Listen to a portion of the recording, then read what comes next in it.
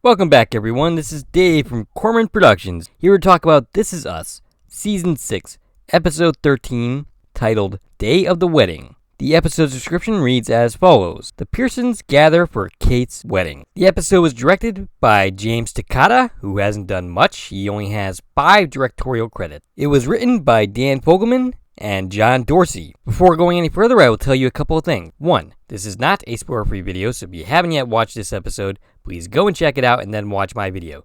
Secondly, if you like this video and want to support the channel, please hit me up with a like, share, comment, and please subscribe to my channel. Solid this episode this week, if not particularly spectacular. I noticed something rather interesting. In Saturday Night in the Park, we had an episode with a description that read something to do with Rebecca and Miguel's anniversary. Now that episode had absolutely nothing to do with Miguel or Rebecca. Not really when it came down to it. It was more a Kate and Toby story, the beginning of the end. And now here we have Kate's wedding, and this episode has almost nothing to do with Kate and Philip. And I'm not too broken up about that because, I didn't exactly like the last episode, which you may have gathered from my last video on the series. This episode, which should be about Kate and Philip, or at least in theory it should be about them, is actually more to do about Rebecca and Miguel.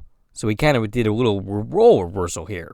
We're 5 years in the future, and we have a serious progression of Rebecca's illness, and hints that Miguel is also not doing too good health-wise. We start in the past timeline, where Rebecca is getting almost, I'm not sure how to say this, I wouldn't quite say resentful, but almost feeling trapped in the routine of her lives with the kids. The deli people recognize her as Ham Lady, so in response, she decides to get a radical haircut, an almost 80s looking cut. She hates it, her family hates it, and the kids all make fun of her for it. These past scenes are a diversion. They're amusing in their own right. Nothing really too deep here. The connection is superficial to what we're calling the present day timeline, which is now 5 years in the future from where we were. And we see the origins of the porn stash that Jack sports through quite a bit of the series. We cut to, present day, which is actually more like 5 years in the future. Show, could you make this any more complicated for me to talk about? I'm not challenging you or anything, so please feel free not to do that to me. Older Rebecca is hesitant to get her hair styled, and Miguel has to remind her that this is Kate's big day. That's why she needs to get her hair styled, to look all glamorous. And after Miguel gives her this little talk, Rebecca agrees. We briefly see the scenes that we saw in last season's finale, this time focusing on Randall as he goes into Rebecca and Miguel's room. Randall comes into the room to remind Rebecca that she has her big musical number. He is quickly confused by the fact that Rebecca makes reference to their father joining them and how she can't wait. Randall briefly expresses confusion, but Miguel ends up cutting him off. Randall ends up going over to where there's a bunch of bottles of pills and picks one up to take a look. And Miguel, in his fallible way, suggests, Randall, you shouldn't worry about that. And remember this bit for later, because it will be important. We have a scene where Philip happens upon the bride-to-be, and despite the objections of Beth and Madison, goes to see Kate, breaking wedding tradition, because he thinks, having been married himself, that the crazy superstitions surrounding marriages don't have any outcome on whether things work out or not. And yes, I'm sorry, show, but you're just not going to make me like Philip and Kate and make me invested in their relationship. That just isn't going to happen. I'm not going to let you at this point. Meanwhile, Madison and Beth discover evidence that Kevin has had a secret love affair, and this starts a series of scenes. Detective Madison and Detective Beth, which, if they have a spin-off of that, I would totally watch. You hear that? You should totally get on this. And oh, by the way, if you do, I deserve 100% credit. They spend the rest of the episode gathering clues as to who Kevin might have slept with. I'm not sure that we've even ever had scenes with Beth and Madison. And now that I've seen it, I'm sorry that we didn't get more of it throughout the series. I do quibble, once again, with Kevin's arc being down to who is he going to end up with. It kind of seems like that's all his arc has been for 2 seasons now. Which, yeah, might be a little bit harsh. I mean, he's had some good material, but that's the thing is, I prefer my Kevin stories with more depth. He's a character that deserves more than who is he going to end up with. During the family photos, which we see Elijah in, we have some Elijah-Kevin banter, which was fun. And then Rebecca once again makes a reference to Jack coming, and Randall decides to correct her and tell her that Jack hasn't been with them for a long time. Rebecca gets upset, and then Kevin moves in to save the day. Because as it turns out, for the last couple of days, Rebecca has been calling Kevin Jack. Some fans have speculated that perhaps that is why Kevin is wearing a wedding band in the future. Not because he's married, but because he's pretending to be Jack. Oh, and I should note something that I failed to mention in the last video, as Stacy pointed out to me, that last episode confirmed that Kate is actually alive in the future scenes. The only one who is not accounted for is Miguel. And I fear for the worst. I truly actually believe that of the cast, he's probably the one that is dead by the time we see Rebecca on her deathbed. This episode seems to provide hints of that, but for all we know, that could just be a red herring, and Miguel is just in the bathroom, and he's gonna come out in the final scenes and be like, "Oh hey, I was just talking to the plumber guy, and don't worry Kevin, your pipes are totally gonna get fixed." But we shall see. I have a funny feeling that we are gonna learn Miguel's fate a couple of episodes from now, in an episode titled, Wouldn't You Know It, Miguel. And credits. That's 10 minutes into the episode.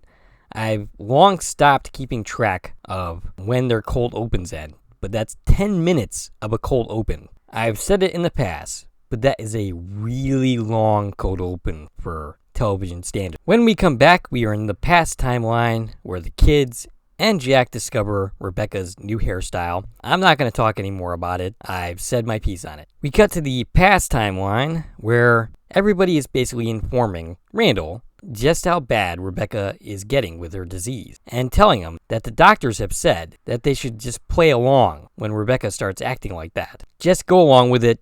Don't contradict her. So my question is, why doesn't Randall already know this? And part of that is obviously because, a big part of it anyway, is because he's running his campaign to be the next senator. But still, you would figure a control freak like Randall would know full well what the doctors said about how to manage Rebecca's illness as it increases in severity. They suggest that Rebecca not sing that night, but Philip disagrees. And as much as I don't care about Philip, though he is quite engaging in this episode, he could have been a character I cared about if they spent any time developing him before this point. But I'm gonna get off that dead horse. I beat it enough. Anyway, Philip disagrees, and I agree with him. Not for the reasons that he states, but more for the reasons, look, Rebecca, her illness is progressing. Who knows how much longer she's gonna be able to do something like that. This could be perhaps the last time that Rebecca, who was a singer in her time, who had a singing career, singing in lounges, sure, but still a career nonetheless. This could be the last time that she's singing on stage. And that to me seems kind of important. The worst thing that happens is if she flops because she can't remember the words, is maybe you go up there and save her. Maybe Kate goes on stage and starts singing along, helping her out. Now I'm going to skip quite a bit through to the end of this episode and say that Rebecca does end up going on stage. She does end up doing fine. Actually, more than fine. She does great. A lot of people questioned if Rebecca is having memory problems, how could she remember the words to this song so well? Well, that's the thing about memory and the disease, which I think is Alzheimer's. I'm pretty sure they've confirmed that, is that you don't forget things in a linear fashion. You can still remember other things and not others. She can perfectly recall the words to the song that she sings, but not that fact that her husband is dead or basic details of her life.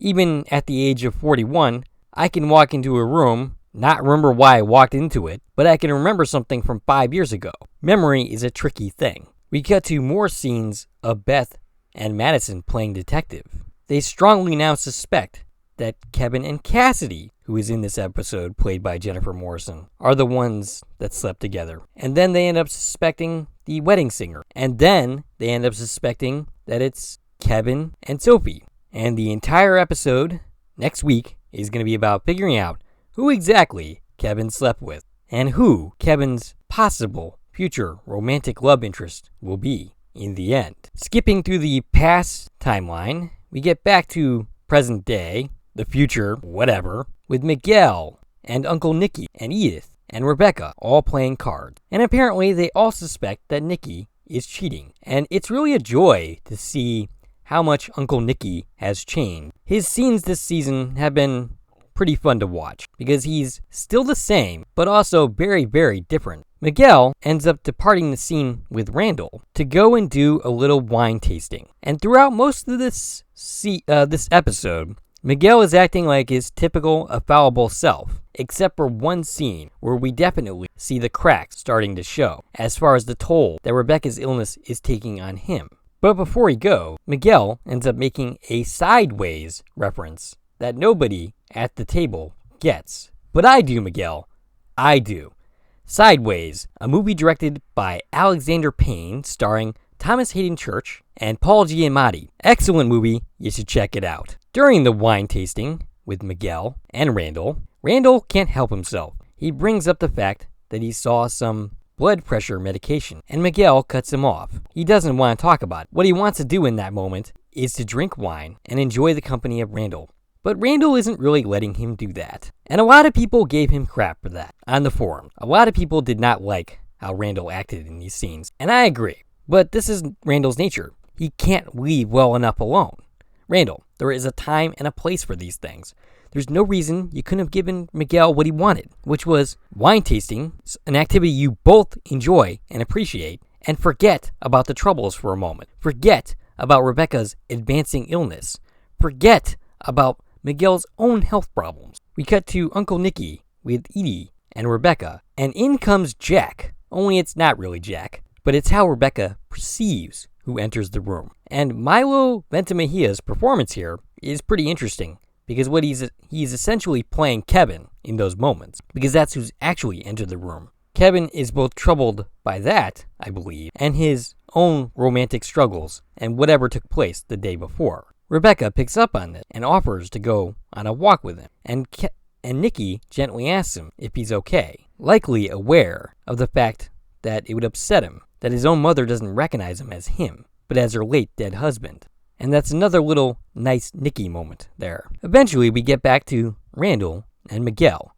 Miguel, who finally lets Randall have it, saying everything that I had said in the previous scene, that all he wanted was to enjoy some wine with Randall, a person he knows would appreciate it. And instead, Randall can't let go of anything. He can't just let him have his moment. And he calls out Randall on snooping on the medication. And Randall says that he wasn't snooping. It was an accident. Randall, if we are referring to the scene where Randall walks over to the medicine and takes a look, that's not stumbling upon the medication. That is snooping. You are totally wrong here. And Miguel is clearly feeling the strain of both his own health problem and Rebecca's illness. And this is one of the rare times that we see Miguel anything other than affable, where he's actively angry. And it's a very good acting showcase for John Hurtis as Miguel. We will later see Randall, during his speech, make a subtle allusion to apologize to Miguel with the tiny little reference that only Miguel will actually understand is happening at the time. A lot of people ended up criticizing Randall's speech, saying it was more appropriate for a funeral. And yes, it was a little downbeat. Yes, it was a little melancholy, appropriate for someone who's getting up there in age. A reminder that while things seem to be moving fast, that there is still plenty of things to enjoy in life, such as a wedding. One more thing that I want to discuss before ending this video. I don't really have much more to say about the rest of the episode that I haven't already said, but there's that one scene with Kevin and Rebecca walking, where it seems like at first Rebecca is remembering that Kevin is Kevin and not Jack, and then he seems to switch, or she seems to switch to thinking he's Jack again within a single line of dialogue. It's really confusing. Not in a bad way, it's perfectly played by both Mandy Moore, who of course is always awesome, and Justin Hartley, and it's breathtakingly heartbreaking. Mandy Moore and the writing in these scenes is just so amazingly good, which I always knew she was going to be able to pull this off because she really is an amazing actress. She goes with sympathizing with Kevin and then suddenly thinking that Jack is the one talking and somehow talking about how Sophie and Kevin will figure things out. Anyway, this was a very decent episode. I wasn't really expecting too much because I wasn't really looking forward to Toby, or rather, wow, Toby's not in this at all. He's in it for like 2 seconds. I meant Kate and Philip's wedding. I had no interest in seeing that. I was still having sour grapes about how last week played out. Though there are, as I said, plenty of people who loved how last week played out, loved the unique storytelling. I just wasn't one of them. I appreciate the creator's usual mode of storytelling. It is a unique way to tell a story. I just didn't like how they handled the last episode. Let's hope they do something great with Kevin's story next week, which might very well be the last Kevin-centric episode of the series. Anyway, that's all I got for you. If you like this video and want to support the channel, there are a number of ways to do so. You can follow me on Twitter at Core Productions. You can join one of my 2 Facebook pages, the Corman Productions page, as well as the This Is Us discussion page. You can buy something from the Corman Productions store on Zazzle. You can buy me a coffee, which is a new way to support content creators such as myself. And of course, you can like, share, and comment on this video, as well as subscribing to my channel. This is Dave from Corman Productions, signing off.